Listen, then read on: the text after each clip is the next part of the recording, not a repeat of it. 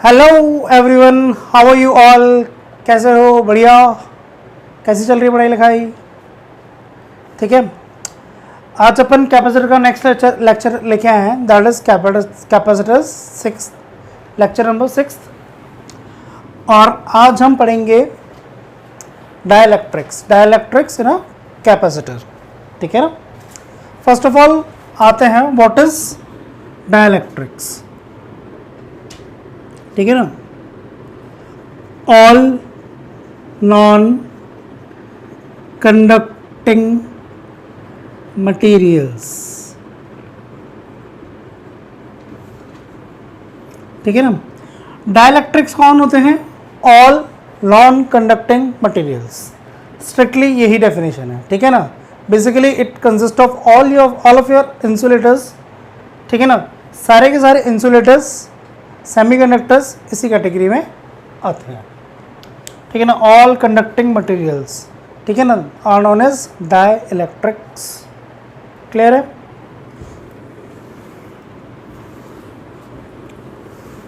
ठीक। अब अपन पढ़ते हैं डाइलेक्ट्रिक स्ट्रेंथ, और जब इसको अपन इलेक्ट्रिक फील्ड में डालते हैं तो उसका बिहेवियर। ठीक है।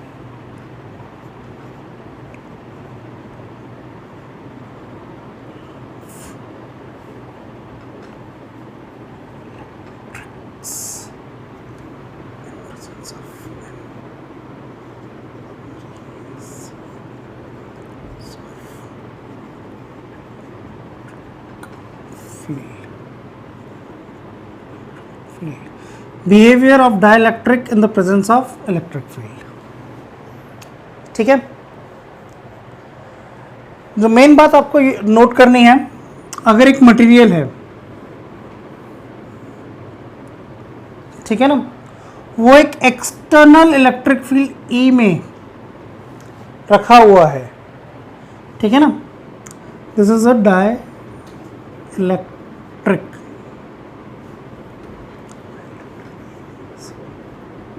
ठीक है ना।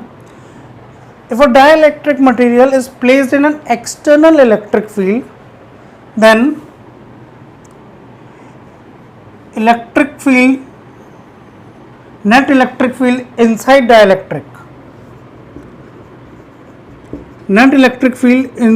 dielectric is reduced by a factor k। Direction वही रहती है जो एक्सटर्नल इलेक्ट्रिक फील्ड की है, ठीक है ना, और ठीक है ना, इसका मैग्नीट्यूड, इलेक्ट्रिक फील्ड का मैग्नीट्यूड मटेरियल के अंदर रिड्यूस हो जाता है बाय फैक्टर के। ठीक है ना। Now what is K? Where K is known as dielectric strength of material. ठीक है ना। आई बात समझ? नोट कर लो। ठीक है ना। अभी आप इतना नोट कर लो, इसके आगे हम पढ़ेंगे कि ये रिड्यूस कैसे होती है। ठीक है ना। एटॉमिक लेवल पे क्या क्या चेंजेस आते हैं मटेरियल के अंदर। ठीक है। जो एटॉमिक लेवल पे चेंजेस आते हैं उससे ध्यान रखना, हमें कोई लेना देना नहीं है। एटॉमिक लेवल पे जो चेंजेस आते हैं, ठीक है, वो आपके एनसीईआरटी में दे रखे हैं। ठीक है ना। एनसीईआरटी की थ्योरी में दे रखा है। ठीक है। पूरा पैराग्राफ बना के समझा रखा है, लेकिन वो ना तो बोर्ड के हिसाब से इम्पॉर्टेंट है, ना ही किसी कॉम्पिटिटिव एग्जाम के हिसाब से इम्पॉर्टेंट है। आज तक ही उस एटॉमिक स्केल पे बिहेवियर ऑफ डाइलेक्ट्रिक की बात कहीं पर भी नहीं की गई है। क्लियर? तो हम उसको पढ़ेंगे तो सही, ठीक है ना, लेकिन उस पर ज़्यादा स्ट्रेस नहीं करेंगे। ठीक है ना, कि एटॉमिक लेवल पे क्या हो रहा है। अपने इतनी बात समझ में आ गई, ठीक है ना, और इससे अपना पूरा का पूरा काम चल जाएगा। ठीक है। आई बात समझ में? अब अपन क्या करते हैं, एक न्यूमेरिकल लेते हैं इसकी बेसिस पे, और फिर अपन आके बात करते हैं एटॉमिक स्केल पे क्या होता है।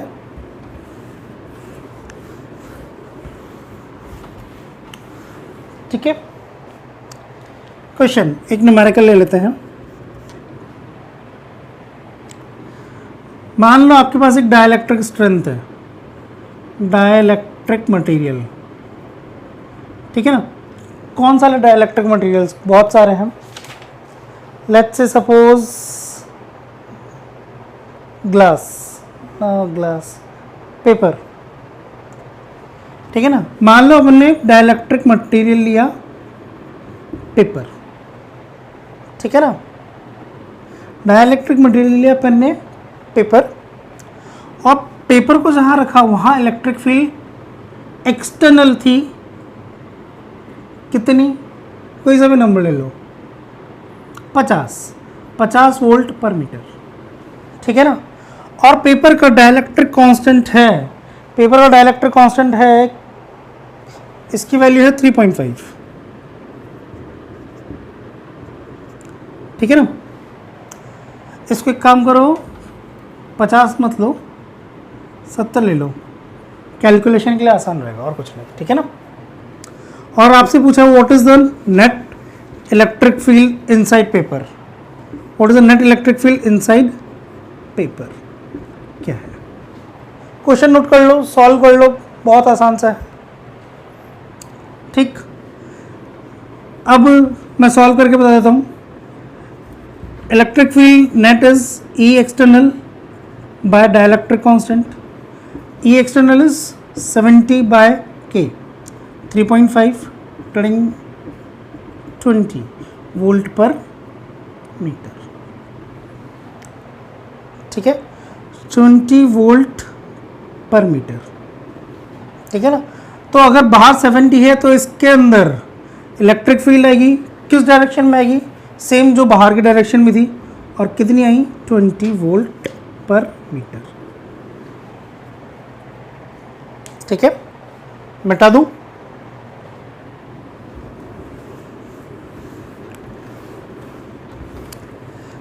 इतनी आएगी हमारे पास इलेक्ट्रिक फील्ड, क्लियर है बात, ठीक है ना। अब डाइलेक्ट्रिक प्रेजेंट होने के कारण इलेक्ट्रिक फील्ड रिड्यूस क्यों होती है, ठीक है। देखो अब अपन आते हैं मटेरियल। मटेरियल दो टाइप के हो सकते हैं, एक पोलर हो सकता है और एक नॉन पोलर हो सकता है, ठीक है ना। पहले हमें समझना है मटेरियल्स किस टाइप के होते हैं, पोलर और नॉन पोलर। इसको कॉपी में नोट मत करना, ठीक है ना, आप ऐसे ही इसको कॉमन सेंस जानते हो, बस सुन लो। पोलर मटेरियल कौन से होते हैं, हैव डाइपोल, ठीक है ना, have dipole moment due to difference in electronegativity, has dipole moment due to the difference in electronegativity, ठीक है। एग्जाम्पल HCl, ठीक है ना। HCl ये क्या होता है, कोवेलेंट बॉन्डिंग बना, ये ज्यादा इलेक्ट्रोनेगेटिव है तो क्या होगा, ये इलेक्ट्रॉन्स को पुल करेगा, ये इलेक्ट्रॉन्स को पुल करेगा तो इसकी तरफ इलेक्ट्रॉन खींचे चले आएंगे, तो ये नेगेटिव चार्ज और ये पॉजिटिव चार्ज, तो इलेक्ट्रॉन यहाँ पे गए, ठीक है ना। तो डायपोल मोमेंट किस तरफ होगा, डायपोल मोमेंट होता है नेगेटिव चार्ज से पॉजिटिव चार्ज की तरफ, ये रहा, क्लियर। एग्जाम्पल H2O का स्ट्रक्चर, टिडिंग टिडिंग, इलेक्ट्रॉन ओ ज़्यादा इलेक्ट्रोनेगेटिव है तो ये क्या करेगा, इलेक्ट्रॉन को पुल करेगा अपनी तरफ, इलेक्ट्रॉन को पुल करेगा तो इस पर आ जाएगा पार्शियल नेगेटिव चार्ज, और इस पर आ जाएगा पार्शियल पॉजिटिव चार्ज, इस पर आ जाएगा पार्शियल पॉजिटिव चार्ज, ठीक है ना। डायपोल मूवमेंट की डायरेक्शन नेगेटिव से पॉजिटिव की तरफ, नेगेटिव से पॉजिटिव की तरफ, ठीक है ना। इन दोनों वेक्टर को ऐड करेंगे तो ये आ जाएगा मेरा नेट डायपोल मूवमेंट इस डायरेक्शन में, ठीक है ना। तो such materials are known as polar materials. Non polar does not have dipole moment, does not have dipole moment, ठीक है ना, इन वो ऐसे मटेरियल्स जिनके अंदर डायपोल मोमेंट नहीं आता। एग्जाम्पल हाइड्रोजन, ऑक्सीजन, क्लोरीन, ठीक है ना। आई बात समझ में? इस चीज़ को आप नोट मत करिएगा कॉपी में, अननेसेसरी चीज़ें हो जाएंगी। ये चीज़ आप वैसे भी केमिस्ट्री की इससे जानते ही हो, ठीक है ना, बाकी आपकी मर्जी।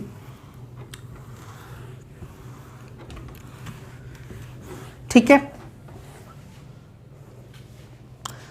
नेक्स्ट आपको पढ़ना है शब्द, नेक्स्ट इंपॉर्टेंट जो शब्द है वो पोलराइजेशन ऑफ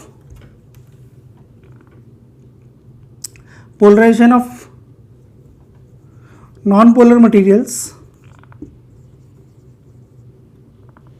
ठीक है ना, non-polar materials, polarization of non-polar materials in presence of external field, in the presence of external field, ठीक है ना। एक्चुअल में आपको बहुत सारी बुक्स में हेडिंग ऐसी भी नहीं दिखेगी, आपको दिखेगा polarization of dielectric in presence of external field, ठीक है ना। आई बात समझ में? लेकिन यहां पर डाई इलेक्ट्रिक का मतलब कौन सा है? Non polar materials. Polar materials already polarized हैं, उनको क्या पोलराइज करना। क्लियर है? ठीक, उसमें क्या होता है, सपोज देखो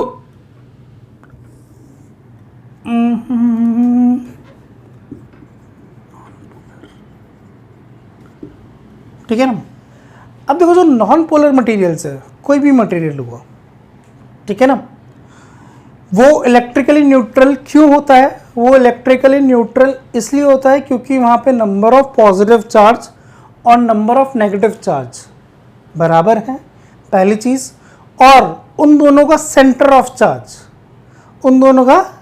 चार्ज सेम ही जगह पर है, ठीक है ना।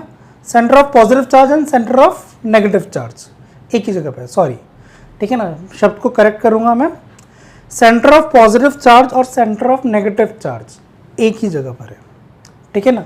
एग्जाम्पल के लिए समझ लो कि जैसे आपके पास एक मॉलिक्यूल है, लेट्स से एक इंडिविजुअल एटम है हाइड्रोजन का, ठीक है ना। यहाँ पे क्या है? प्रोटॉन है, और यहाँ पे क्या है? इलेक्ट्रॉन है। तो प्रोटॉन इलेक्ट्रॉन के आसपास चक्कर काट रहा है, काट लेने दो, ठीक है ना। सेंटर ऑफ पॉजिटिव चार्ज कहाँ पे है? यहाँ पर। कहाँ पर? न्यूक्लियस की तरफ। सेंटर ऑफ नेगेटिव चार्ज, देखो नेगेटिव चार्ज कभी इधर है, कभी इधर है, कभी इधर है, कभी इधर है, ठीक है ना। तो इसका सेंटर ऑफ चार्ज अगर इसको एक ही जगह पर मानना है तो कहाँ मानेंगे हम इसको? अगेन इसके न्यूक्लियस पे, ठीक है ना। तो क्या होता है, नॉन पोलर मटेरियल्स में centre of positive charge and centre of negative charge are at same place. आप चाहो तो ये पॉइंट बना के लिख लो, मैं बोर्ड पे नहीं लिख रहा हूँ, क्यों? क्योंकि ये इम्पॉर्टेंट नहीं है किसी भी एग्जामिनेशन पॉइंट ऑफ व्यू से, ठीक है ना। बाकी एनसीईआरटी में दे रखा है, आप चाहो तो वहाँ से पूरा का पूरा पैराग्राफ एज इट इज लिख देना, ठीक है ना। तो आप जो भी नॉन पोलर मटेरियल लोगे, ठीक है ना, जो भी नॉन पोलर मटेरियल लोगे, ठीक है, जो भी नॉन पोलर मटेरियल लोगे उसका सेंटर ऑफ पॉजिटिव चार्ज और सेंटर ऑफ नेगेटिव चार्ज एक ही जगह पर होगा। सेंटर ऑफ पॉजिटिव चार्ज और सेंटर ऑफ नेगेटिव चार्ज एक ही जगह पर होगा, ठीक है ना। जैसे ये एटम था, सेंटर ऑफ पॉजिटिव चार्ज और सेंटर ऑफ नेगेटिव चार्ज एक ही जगह पर है। कब? जब उसमें एक्सटर्नल इलेक्ट्रिक फील्ड नहीं है। जैसे ही आपने एक्सटर्नल इलेक्ट्रिक फील्ड लगाई, जैसे ही आपने एक्सटर्नल इलेक्ट्रिक फील्ड लगाई, एक्सटर्नल इलेक्ट्रिक फील्ड क्या करेगा? पॉजिटिव चार्ज को उस तरफ खींचेगा, पॉजिटिव चार्ज पे इस तरफ फोर्स लगेगा, और नेगेटिव चार्ज पर इस तरफ फोर्स लगेगा, ठीक है ना। पॉजिटिव चार्ज पर इस तरफ फोर्स लगेगा और नेगेटिव चार्ज पे इस तरफ फोर्स लगेगा, ठीक है ना। आई बात समझ में। तो सेंटर ऑफ पॉजिटिव चार्ज पे इस तरफ फोर्स लगा तो पॉजिटिव चार्ज अपन ने बना दिया, मतलब ये यहाँ से थोड़ा सा इधर खिसक गया। और नेगेटिव चार्ज पे इस डायरेक्शन में फोर्स लग रहा है, तो जो इलेक्ट्रॉन अब घूमेगा ना वो कुछ ये मान लो इस तरीके से हो जाएगा, ठीक है ना। उसका ऑर्बिट हल्का सा इंक्लाइंड हो जाएगा, ठीक है ना। वो नेगेटिव चार्ज अब कैसा घूम रहा है यहाँ पर, ठीक है ना। आई बात समझ में। इस तरफ क्यों बढ़ गया, क्योंकि अब इस तरफ एक एक्सटर्नल फोर्स और लगने लग गया जो इस तरफ के ऑर्बिट बढ़ा दिया और इस तरफ का डिस्टेंस, इस तरफ का डिस्टेंस बढ़ा दिया और इस तरफ का डिस्टेंस कम कर दिया। क्लियर है, ठीक है ना। तो सेंटर ऑफ नेगेटिव चार्ज कहां पर होगा, यहां पर, ठीक है ना। This is my centre of positive charge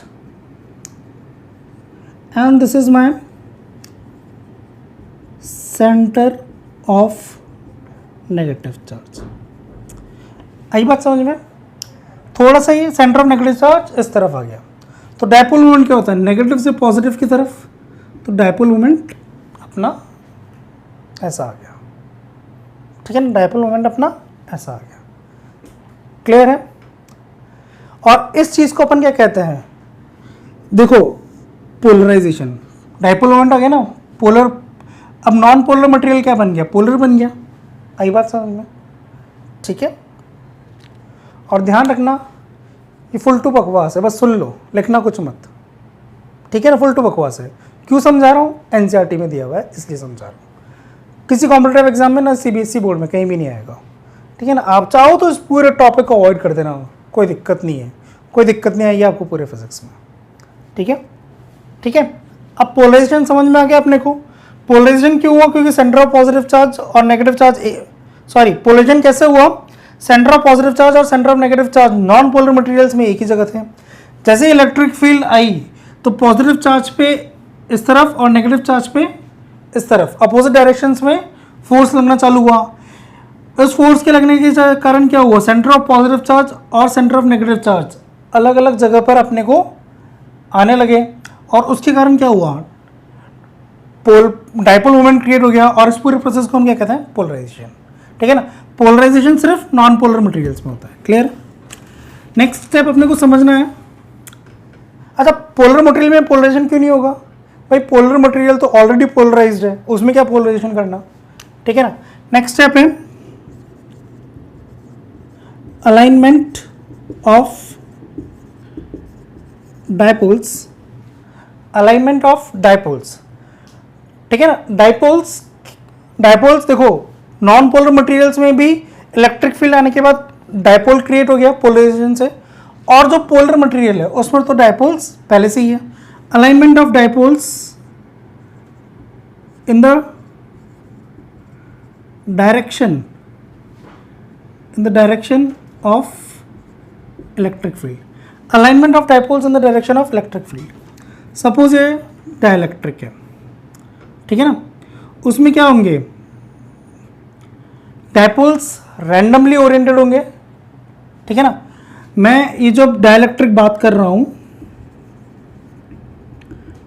अब जो मैं डाइलेक्ट्रिक बात कर रहा हूं किसकी बात कर रहा हूं, पोलर मटेरियल्स की बात कर रहा हूं, ठीक है ना। उसमें क्या होगा, डायपोल्स रैंडमली ओरिएंटेड होंगे, ठीक है ना। यहां पॉजिटिव चार्ज, ठीक है ना। और net dipole moment, net dipole moment क्या होगा, जीरो होगा in the absence of electric field. If E is zero then net dipole moment is zero, ठीक है ना। आई बात समझ में। नेट डायपोल मोमेंट क्यों जीरो होगा, क्योंकि रैंडम ओरिएंटेशन है, तो नेट डायपोल मोमेंट किसी भी नेट डायरेक्शन में नहीं आएगा, ठीक है ना। डायपोल्स रैंडमली ओरिएंटेड है, ठीक है ना। एक HCl का मॉलिक्यूल ऐसा है तो दूसरा HCl का मॉलिक्यूल उल्टा है, तो सब आपस में ले दे के कैंसिल कर रहे होंगे, ठीक है ना। अब जैसे ही इलेक्ट्रिक फील्ड आई, जैसे ही इलेक्ट्रिक फील्ड आई, ठीक है ना, तो देखो मैं सबको हटा देता हूँ कन्फ्यूजन हटाने के लिए। यहाँ पर क्या है, पॉजिटिव चार्ज है और यहाँ पर क्या है, नेगेटिव चार्ज है। पॉजिटिव चार्ज पर किस तरफ फोर्स लगेगा, इस तरफ। नेगेटिव चार्ज पर किस तरफ फोर्स लगेगा, इस तरफ, ठीक है ना। तो डायपोल कैसा हो जाएगा, ऐसा ओरिएंट हो जाएगा, ठीक है ना, इलेक्ट्रिक फील्ड आती है। आई बात समझ में। इस पर ऐसे फोर्स लग रहा है, इस पर इस तरफ फोर्स लग रहा है, इस पर इस तरफ फोर्स लग रहा है, तो ये ओरिएंटेशन कैसे लेगा, ऐसे लेगा, ठीक है, ठीक है ना। कोई डायपोल मोमेंट ऐसा है, इधर पॉजिटिव इधर नेगेटिव, इस पर फोर्स किधर लगेगा, इलेक्ट्रिक फील्ड की डायरेक्शन में इस पर फोर्स कैसे लगेगा, इलेक्ट्रिक फील्ड के अपोजिट। तो ये कैसा ओरिएंट होगा फाइनली, ऐसा, ठीक है ना। तो सारे के सारे जितने भी डायपोल्स हैं वो कैसे ओरिएंट हो जाएंगे,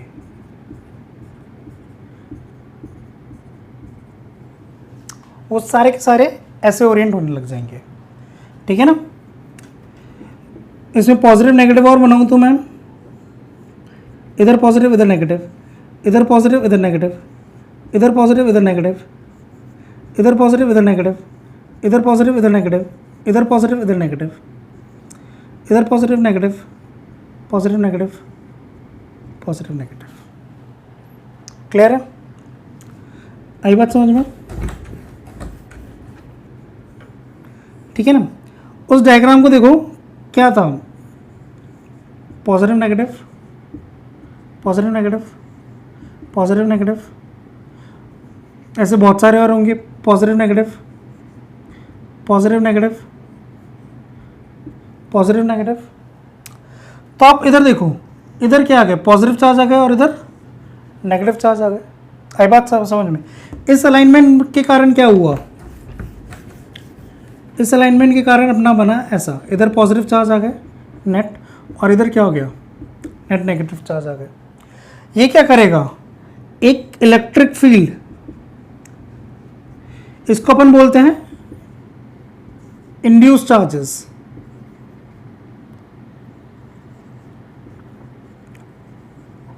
ठीक है ना। इस इंड्यूस चार्जेस के कारण जो इलेक्ट्रिक फील्ड इंड्यूस हुई वो इस डायरेक्शन में हुई, ठीक है ना। आई बात समझ में। Alignment of dipoles in the direction of electric field. अगला प्रोसेस जो आपको समझना है, इंड्यूस्ड चार्जेस, अगला प्रोसेस जो समझना है वो induced charges at ends of dielectric results in induced electric field, ठीक है ना। आई बात समझ में। इस इंड्यूस्ड इलेक्ट्रिक फील्ड के कारण नेट इलेक्ट्रिक फील्ड क्या हो जाती है, कम हो जाती है। तो नेट इलेक्ट्रिक फील्ड आपकी हो जाएगी ई एक्सटर्नल माइनस ई वेक्टरली, वेक्टरली हम इन दोनों को ऐड करेंगे, न्यूमेरिकली क्या हो जाएगा, न्यूमेरिकली हमारा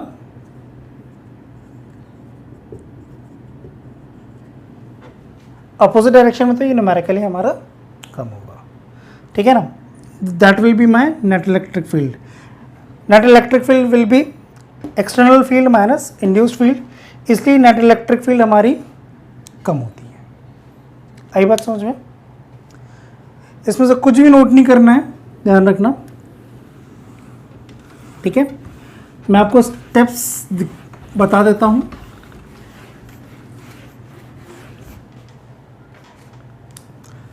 देखो मटेरियल्स कौन से होंगे, या तो नॉन पोलर होगा या फिर पोलर होगा, ठीक है ना।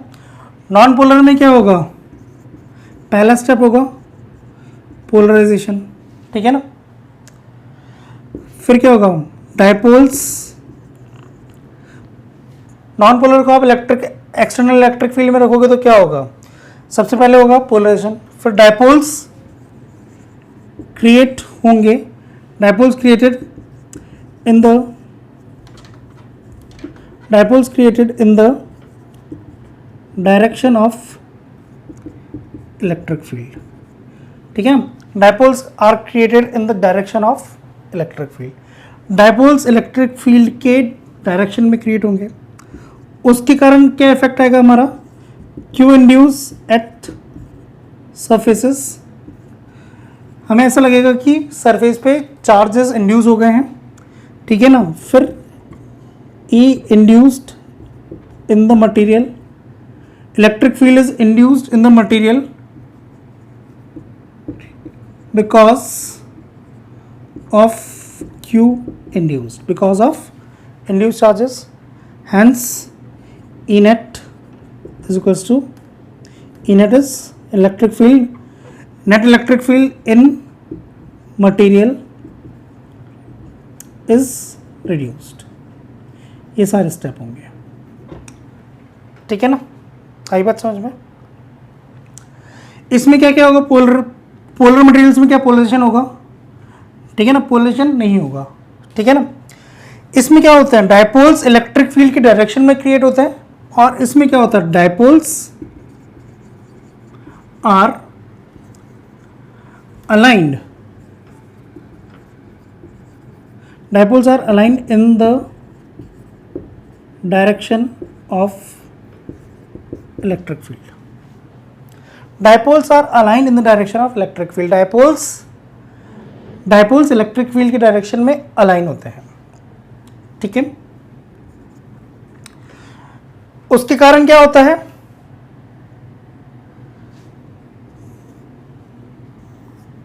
कॉपी पेस्ट, ठीक है ना। इसमें डायपोल्स इलेक्ट्रिक फील्ड की डायरेक्शन में क्रिएट होता है, इसमें डायपोल्स इलेक्ट्रिक फील्ड की डायरेक्शन में अलाइन होते हैं, बस इतना सही फर्क आता है, ठीक है ना। इसमें क्रिएशन होता है, इसमें ऑलरेडी जो डायपोल्स होते हैं वो इलेक्ट्रिक फील्ड की डायरेक्शन में अलाइन होता है, इतना सही फर्क आता है, ठीक है ना। चाहो तो आप सिर्फ इतनी सी चीज़ को नोट कर लो, पीछे की बातों को नोट मत करना, क्लियर, ठीक है।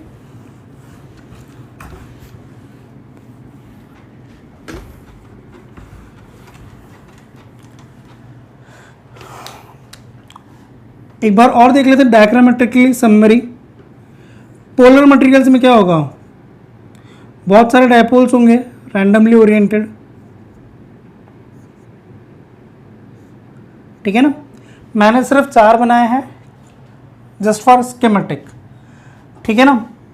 अभी क्या है, इलेक्ट्रिक फील्ड 0 है, इलेक्ट्रिक फील्ड 0 है तो डायपोल मोमेंट भी 0 है, ठीक है ना।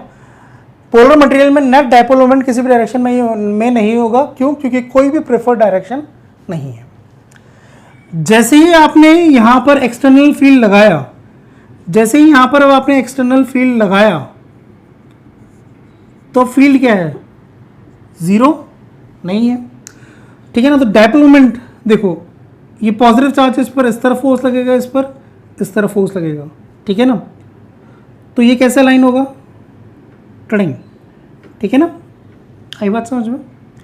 इस पर इस तरफ फोर्स लगेगा, इस पर इस तरफ फोर्स लगेगा, तो डायपोल कैसा होगा, कैसा लाइन होगा, ऐसा। इस पे इस तरफ फोर्स लगेगा, इस पे इस तरफ फोर्स लगेगा, डायपोल कैसा लाइन होगा, ऐसा। इस पे इस तरफ फोर्स लगेगा, ठीक है ना, ये भी ऐसे अलाइन हो जाएगा। इसमें डायपोल्स अलाइन होंगे। डायपोल्स अलाइनमेंट के कारण क्या होगा, आप पहला डायग्राम भी बनाना, दूसरा डायग्राम भी बनाना, उसके कारण क्या होगा, यहाँ पर पॉजिटिव चार्ज अपने को लगेगा, इंड्यूस हो गया, और यहाँ पर क्या लगेगा अपने को, नेगेटिव चार्ज इंड्यूस हो गया, ठीक है ना। P इज ऑल्सो नॉट 0, ठीक है ना, इंड्यूस हो गया है। उसके कारण क्या होगा, इलेक्ट्रिक फील्ड इस डायरेक्शन में इंड्यूस होगा, किस कारण, चार्जेस इंड्यूस होने के कारण, क्लियर है। इस कारण से आपका electric field inside material external electric field से E एक्सटर्नल, ठीक है ना। तो जो आपका नेट इलेक्ट्रिक फील्ड होगा वो एक्सटर्नल इलेक्ट्रिक फील्ड से कमजोर होगा, ठीक है ना, ठीक है ना। कितना कमजोर होगा, by factor K, that is dielectric constant of strength of material. आई बात समझ में। ये वाले जो 3 या 4 डायग्राम बने हुए हैं ये एनसीईआरटी में दे रखे हैं, ठीक है ना। आप प्लीज़ इस वाले पार्ट को एनसीईआरटी से रीड आउट कर लेना, सिर्फ रीड आउट करना, दिल पे मत लेना ज़्यादा, ठीक है ना। ज़्यादा मटेरियल के अंदर घुस के किसी ने क्वेश्चन पूछे नहीं है। नॉन पोलर में क्या होगा, नॉन पोलर में एक्सटर्नल फील्ड जब नहीं है, ठीक है ना, तो उसमें डायपोल थे, इंडिविजुअल डायपोल से, लेकिन नेट डायपोल मोमेंट 0 था, ठीक है ना, आई बात समझ में, ठीक है ना। इसके अंदर क्या होगा, डायपोल्स है ही नहीं, ये वाली चीज़ एनसीईआरटी में नहीं दे रखी है, इसके अंदर डायपोल्स है ही नहीं, ठीक है ना। फिर जैसे ही आप एक्सटर्नल इलेक्ट्रिक फील्ड लगाओगे तो क्या होगा, डायपोल्स क्रिएट होना शुरू होंगे, डायपोल्स क्रिएट होना शुरू होंगे, जिसको अपन कहते हैं पोलराइजेशन ऑफ मटेरियल, ठीक है ना। डायपोल्स क्रिएट होना शुरू होंगे, उसके बाद आपको क्या लगेगा, नेट पॉजिटिव चार्ज इधर इंड्यूस हो गया और नेट नेगेटिव चार्ज इधर इंड्यूस हो गया। इस कारण से क्या होगा, आपकी इलेक्ट्रिक फील्ड इस डायरेक्शन में इंड्यूस हुई है, इलेक्ट्रिक फील्ड इस डायरेक्शन में इंड्यूस हुई है, ठीक है ना। तो आपका ई नेट क्या हो जाएगा, E external minus E induced, that is E by K, sorry यहाँ पे वेक्टर नहीं आएगा, सॉरी, ठीक है ना। क्लियर हुई बात, यहाँ पे भी वेक्टर हटा देता हूँ मैं। नेट फील्ड का magnitude is external field divide by K in the direction same as external field, ठीक है, ये रहा। आई होप आपको दोनों की पिक्चर क्लियर होगी, ठीक है ना। इसमें सिर्फ डायग्राम और जो 3-4 पॉइंट्स लिखे थे सिर्फ उनको लिख लेना, इससे ज़्यादा मत लिखना, और अगर आप चाहो तो इसको भी अवॉइड कर देना, कोई टेंशन नहीं है, ठीक है ना। If interested you can read this theory from NCERT, ठीक है ना। एनसीईआरटी में नॉन पोलर मटेरियल्स का इतने अच्छे से एक्सप्लेन नहीं किया गया, पोलर मटेरियल का तो फिर भी एक्सप्लेन किया गया है। उसको समझने के बाद आपको कुछ चीज़ों में कन्फ्यूजन रहता है कि अलाइनमेंट किस में होगा किस में नहीं होगा, ठीक है ना। अलाइनमेंट नॉन पोलर में होगा और इसमें डायपोल्स क्रिएट होंगे, और दोनों का इफेक्ट सेम है, आखिरी में जाके के से कम हो जाता है, जो कि हमारे सिर्फ इतना ही काम आने वाला है। क्लियर हुई बात, ठीक है ना। नेक्स्ट पार्ट अपन करेंगे कि डाइलेक्ट्रिक का कैपेसिटर में क्या काम है।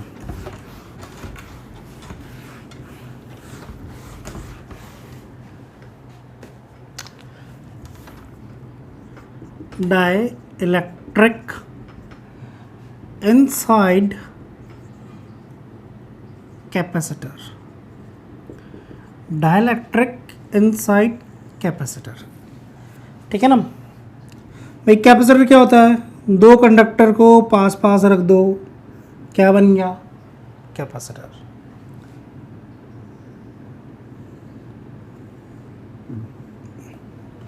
ठीक है। और उसके हम बीच में क्या भर देते हैं, एक डाइलेक्ट्रिक, जिसकी डाइलेक्ट्रिक स्ट्रेंथ है के, जिसकी डाइलेक्ट्रिक स्ट्रेंथ है के। आगे बात समझ में, ठीक है ना। इस के को क्यों रखा जाता है, डाइलेक्ट्रिक को कैपेसिटर की दो प्लेट्स के बीच में क्यों लगाया जाता है भाई। देखो कैपेसिटर किस काम आता है, अपने एनर्जी स्टोर करने के काम आता है। एनर्जी कब स्टोर करेगा, जब एक प्लेट पे पॉजिटिव चार्ज और दूसरी प्लेट पे नेगेटिव चार्ज आएगा।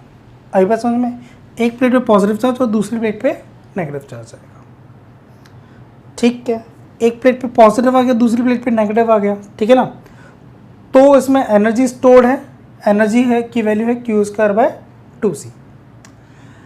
अब ये पॉजिटिव चार्ज है, ये नेगेटिव चार्ज है। अगर ये डाइलेक्ट्रिक नहीं होता, ठीक है ना, अगर ये डाइलेक्ट्रिक नहीं होता तो ये एक दूसरे को क्या कर रहे होते, attract. Opposite charge attracts, opposite charge attracts, ठीक है ना। अपोजिट चार्ज अट्रैक्ट, अगर एक दूसरे को अट्रैक्ट कर देंगे तो ये क्या हो जाएगा, दोनों कंडक्टर पास में आ गए, तो ये क्या बन जाएगा, वायर। तो करंट आएगा, करंट चला जाएगा, एनर्जी स्टोर ही नहीं हो पाएगी। आई बात समझ में, एनर्जी स्टोर ही नहीं होगी, ठीक है ना। तो इन दोनों को चिपकने से रोकने के लिए हम क्या करते हैं, हम एक डाइलेक्ट्रिक मटेरियल इसके अंदर भर देते हैं ताकि ये दोनों प्लेट्स आपस में चिपक ना पाए, और नहीं चिपकेंगी तो हमारी क्या होगी, एनर्जी स्टोर होगी। ठीक है ना। अभी तक हमने जो थ्योरेटिकल मॉडल पढ़ा है कैपेसिटर का, उनमें दो प्लेट्स के बीच में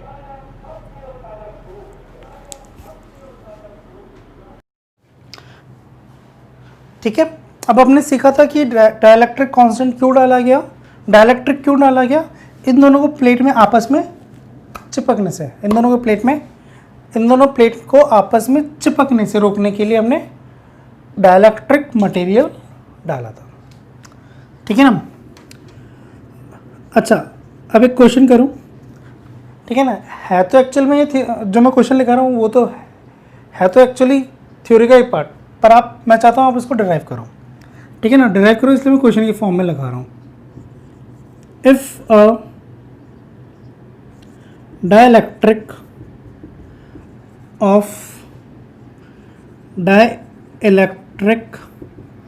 constant K is inserted inside capacitor of capacitance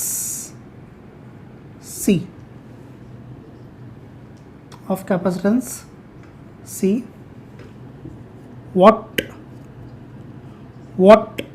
will be new dielectric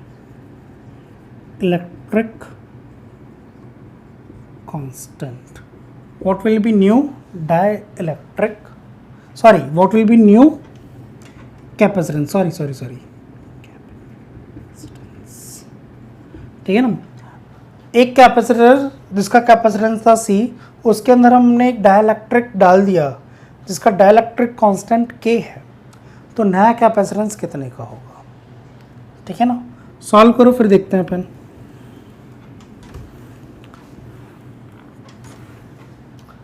solution, ठीक है। सॉल्यूशन सॉल्व करने के लिए हमें एक प्लेट को देना पड़ेगा Q चार्ज, एक को देना पड़ेगा -Q चार्ज। ठीक है। what would have been the field अगर ये डाइलेक्ट्रिक नहीं होता, तो डाइलेक्ट्रिक नहीं होता तो हमारा फील्ड होता Q/A/0। अगर आपको ये बात नहीं समझ में आ रही है तो गॉस लॉ रेफर करें। ठीक है ना, Q/A/0, या फिर शुरुआत में भी हमने कैपेसिटेंस का डेरिवेशन किया है, उसको रेफर करें। ठीक है ना। E एक्सटर्नल, तो मैं इसको मान सकता हूँ कि इस डाइलेक्ट्रिक के लिए एक्सटर्नल फील्ड इतनी हो गई। What will be my net electric field? My net electric field will be E external by K, that is Q/A/0 divided by K. That is my net electric field. ठीक है ना, that is my net electric field. Now what is my potential difference? Potential difference will be electric field inside material into distance, that will be Q/Ka/0 into D. Q/Ka/0 into D.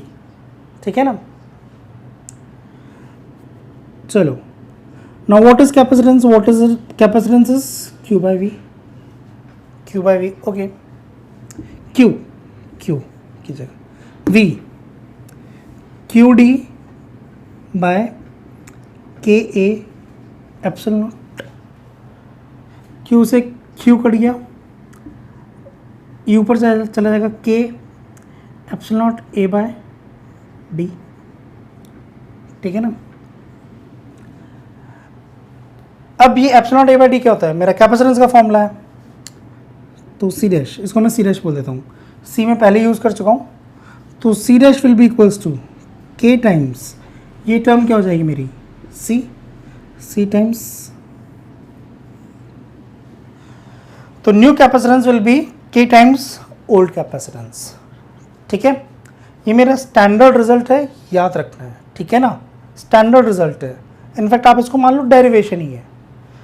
आई बात समझ में? C dash equals to के times C. अगर आप किसी capacitance C में कोई dielectric material भर देते हो जिसका डाइलेक्ट्रिक स्ट्रेंथ है के, जिसकी डाइलेक्ट्रिक स्ट्रेंथ है के, ठीक है ना, तो नया कैपेसिटेंस हो जाएगा आपका के टाइम्स ओल्ड कैपेसिटेंस। ठीक है, नोट कर लो। ठीक है, बता दूं?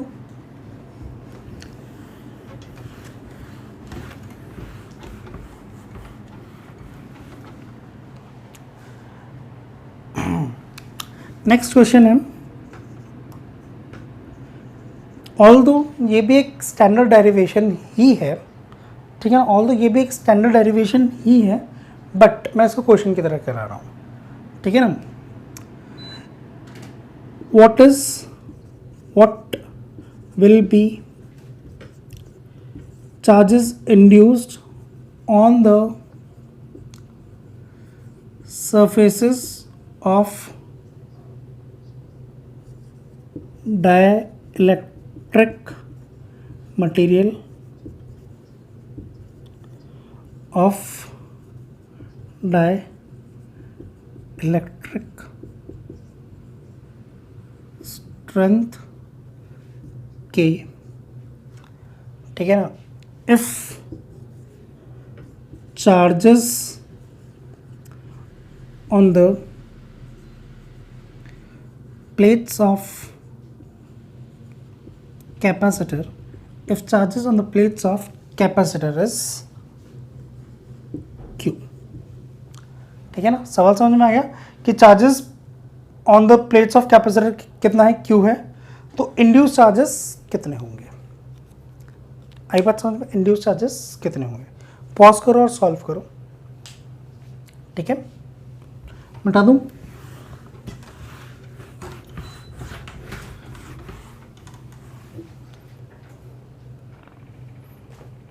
देखो, कैपेसिटर के अंदर अब मैं प्लेट्स को थोड़ी बड़ी करके बना देता हूँ। इस पर क्यू चार्ज, इस पर माइनस क्यू चार्ज। ठीक है ना, इसके कारण एक्सटर्नल के कारण इलेक्ट्रिक फील्ड कितनी आ रही? Q by A epsilon not. Clear है? ठीक है, और इसके अंदर जब मैं एक डाइलेक्ट्रिक मटेरियल डाल दूंगा तो थ्योरी के हिसाब से क्या है, मैं समझ चुका हूँ, यहाँ पर पॉजिटिव चार्ज आएगा और यहाँ पर नेगेटिव चार्ज आएगा। चार्जेस का मैग्नीट्यूड कितना? प्लस क्यू इंड्यूस और माइनस क्यू इंड्यूस। ठीक है ना, इन दोनों के कारण जो electric field due to induce charges, भाई यहाँ पे प्लस क्यू यहाँ पे माइनस क्यू था, तो इलेक्ट्रिक फील्ड कितना है? Q by epsilon. अब यहाँ पे प्लस क्यू इंड्यूस्ड है और यहाँ पे माइनस क्यू इंड्यूस्ड है, तो इलेक्ट्रिक फील्ड कितना आएगा? Q induced by A epsilon not, क्योंकि इसका एरिया और इसका एरिया बराबर है। ठीक है ना, Q induced by A epsilon not. ठीक है ना, आई बात समझ में? अब जो मेरा नेट इलेक्ट्रिक फील्ड है वो क्या है? इन दोनों का vector addition,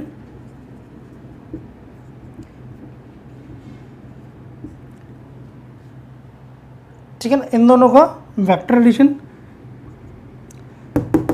electric field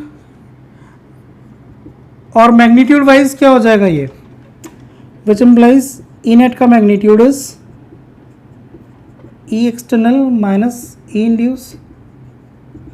E external is Q by A epsilon naught. E induced is Q induced by A epsilon naught. Now what is my net electric field? E net is equals to what? By definition, E external by K, that is equals to Q by A epsilon naught minus Q in by A epsilon naught. Now what is my E external? बता दूँ मैं,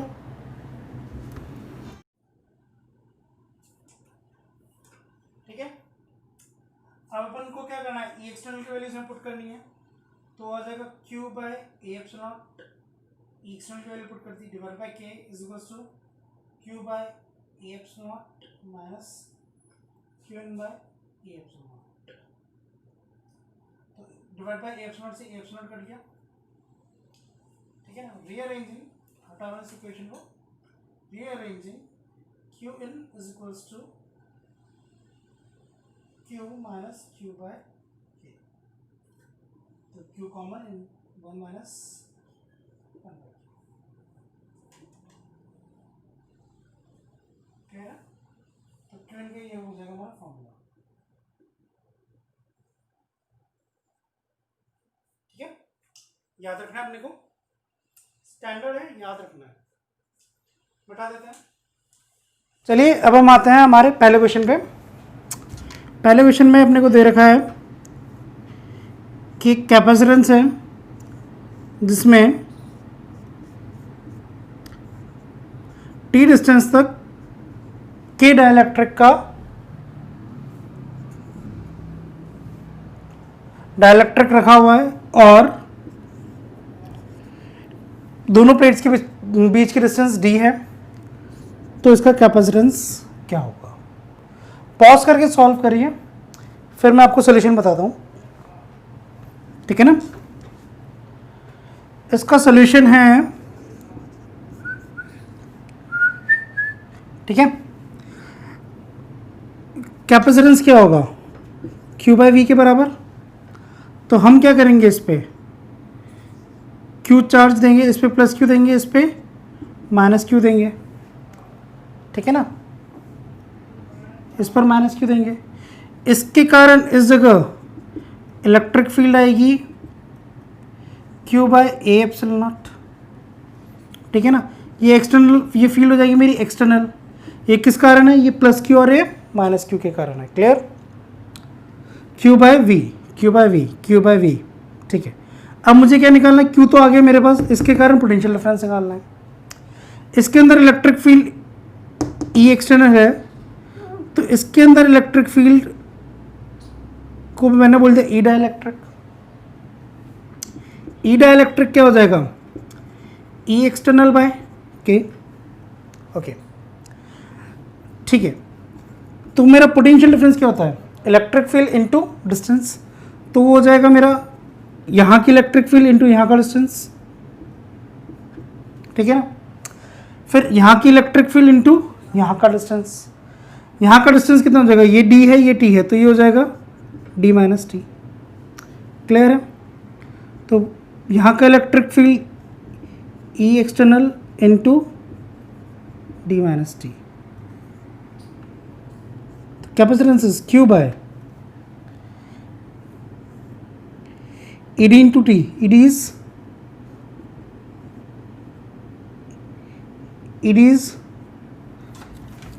ठीक है ना। इसको अपन और आगे लिख देते हैं, Q by E external by K into T plus E external into D minus T. इसमें से E एक्सटर्नल बाहर आ जाएगा मेरा, तो Q upon E external T by K plus D minus T और, ठीक है। E एक्सटर्नल क्या है मेरा, Q by A epsilon not, Q upon Q by A epsilon naught T by K plus D minus T. Q से Q cut गया, that is epsilon not A upon T by K plus D minus T. Clear है। तो answer क्या है मेरा capacitance का, epsilon not A upon T by K plus D minus T. Clear है। मिटा दूँ, इसमें भी और भी बात करनी है अपने को। C is epsilon not A by, ठीक है, T by K plus distance D minus T divide by, यहाँ पे 1 लिख सकते हैं, ठीक है ना। देखो इस तरह के कैपेसिटेंस का आंसर क्या आएगा, C is equals to epsilon not A divided by K dielectric ने कितनी जगह घेर रखी है, T बाई के। बचा हुआ यहाँ पे कोई डाइलेक्ट्रिक नहीं है, या फिर यहाँ बोल दो यहाँ पर जो डाइलेक्ट्रिक है उसकी वैल्यू 1 है, तो distance D minus T by dielectric की वैल्यू 1। ठीक है ना। इस तरीके से हम ओरली भी लिख सकते हैं। एक एग्जांपल और कराता हूँ, उससे भी क्लियर हो जाएगा।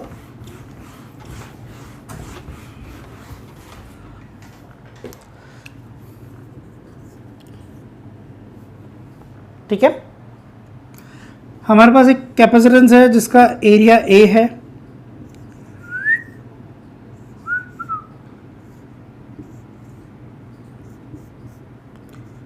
D1 डिस्टेंस तक, sorry K1 dielectric D1 distance तक, K2 डाइलेक्ट्रिक D2 डिस्टेंस तक, K3 डाइलेक्ट्रिक D3 डिस्टेंस तक। कैपेसिटेंस का फॉर्मूला क्या आएगा, epsilon not A divided by distance upon dielectric D1 by K1 plus distance upon dielectric D2 by K2 plus distance upon dielectric D3 by K3। आगे बात समझ, ठीक है ना। इस तरीके से हम ओरली भी लिख सकते हैं। और होता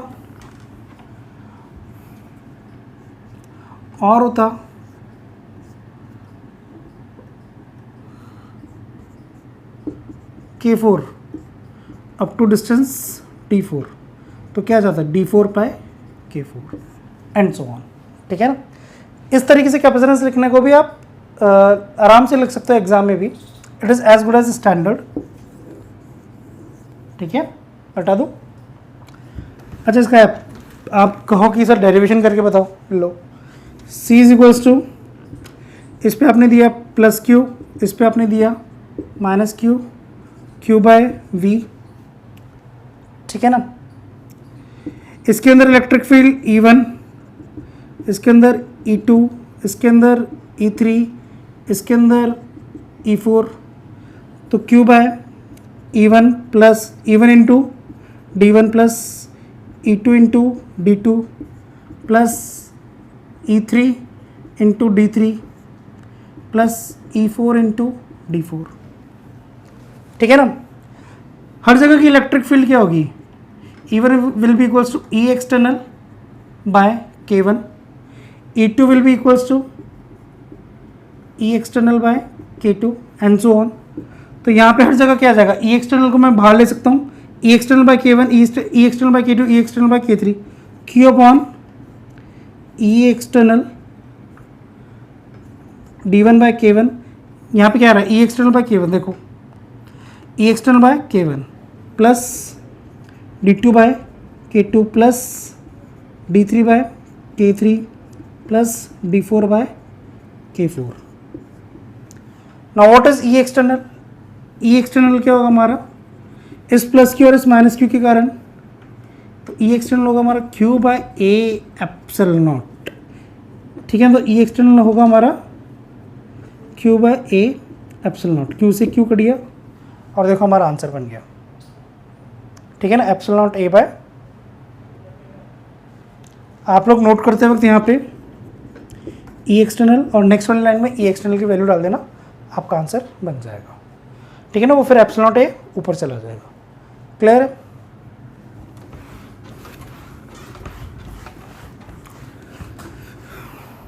नेक्स्ट क्वेश्चन है, जो दो प्लेट्स हैं उनके बीच की जो डिस्टेंस है,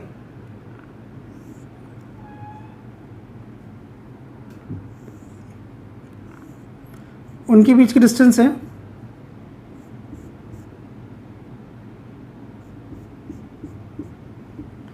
ये K1, ये K2, ये K3। उनके बीच की जो डिस्टेंस है वो K1, वो K2 और ये K3। ठीक है, आई बात समझ में। तो देखो इसका एरिया क्या, और ये जो एरिया ले रहे हैं वो इक्वल ले रहे हैं, तो इस पूरी प्लेट का एरिया A है, तो इसका A/3, इसका भी a/3 और इसका भी a/3, इक्वल एरियाज ले रहे हैं। तो आपसे पूछा है कि सी इक्वलेंट क्या होगा, सिस्टम का सी इक्वलेंट क्या होगा। क्लियर है? सिस्टम का इक्वलेंट होगा, इसको अपन देखो किस तरीके से देखेंगे, इसको अपन देखेंगे कि ये 3 कैपेसिटर्स हैं, पहले में K1 भरा हुआ है, दूसरे में K2 और तीसरे में K3।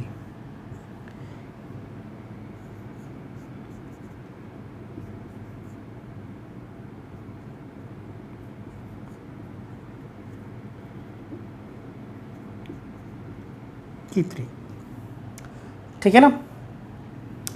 तो उसमें C3 की वैल्यू हो जाएगी K3 एप्सिलॉन नॉट A/D, इसमें C2 की वैल्यू हो जाएगी K2 एप्सिलॉन नॉट A/D, इसमें C1 की वैल्यू हो जाएगी K1 एप्सिलॉन नॉट A/D। तो C इक्विवेलेंट क्या हो जाएगा मेरा, C1 plus C2 plus C3। क्यों? क्योंकि तीनों के तीनों पैरेलल में हैं। अच्छा, इसमें एरिया 1/3 है, इनमें एरिया 1/3 है ना, तो एरिया आ जाएगा 1/3 1/3 1/3। तो C1 आ जाएगा मेरा एप्सिलॉन नॉट A/3D इंटू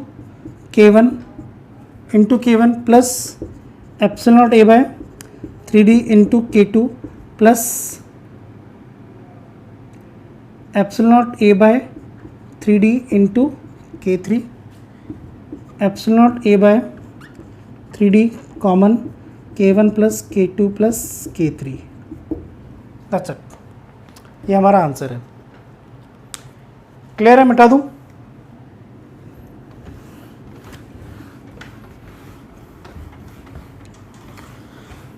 ये दोनों ही एग्जाम्पल्स, ये वाला और ये वाला, दोनों ही हमें याद रखने हैं। नेक्स्ट एग्जाम्पल है, लेट्स से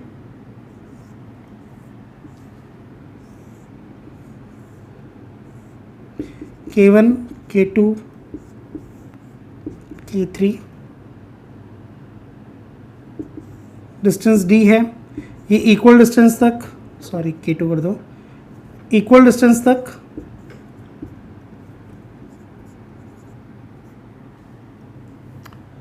रखे हुए हैं और पूरी प्लेट का एरिया A है, आधे में K1 K2 भरे हुए हैं और आधे में K3 भरा हुआ है। ठीक है ना। तो इस सिस्टम को आप किस तरीके से ट्रीट करोगे, इस सिस्टम को आप ट्रीट करोगे कि 2 कैपेसिटेंस हैं, एक इसको बोल दो C3 और एक इसको बोल दो C'। ठीक है ना। ये दोनों किसमें हमारे पैरेलल में हैं, तो मेरा C इक्विवेलेंट होगा C' प्लस C3। C3 की वैल्यू क्या हो जाएगी, K epsilon not A, K epsilon not A/D C' की वैल्यू आएगी, यहाँ पे क्या है, आधे डिस्टेंस में K1 आधे डिस्टेंस में K2, K1 K2 distance D1 and D2। तो यहाँ पे वैल्यू आएगी epsilon not A is A/2 by D कितना है, D कितना है, D/2 bye K1 plus D/2 K2। ये 2 से 2 कैंसिल हो जाएगा, कॉमन निकल के। ठीक है ना। तो इसकी वैल्यू आएगी, C3 की वैल्यू हो जाएगी K3 epsilon not A/2D plus epsilon not A/D into या फिर D/K1 प्लस D/K2। क्लियर हो गया मेरा C इक्विवेलेंट का वैल्यू।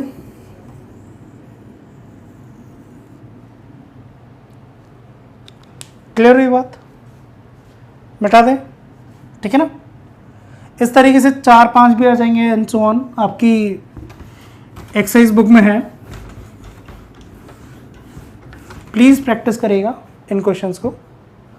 और thank you for watching this lecture.